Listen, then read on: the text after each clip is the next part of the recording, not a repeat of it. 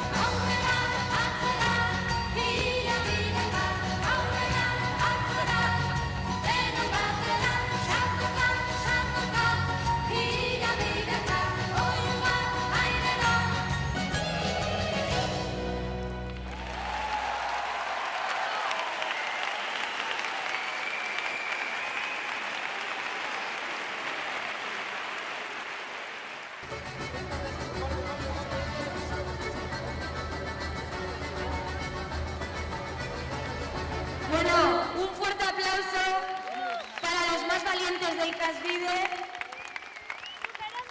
para ellos y para sus profesores.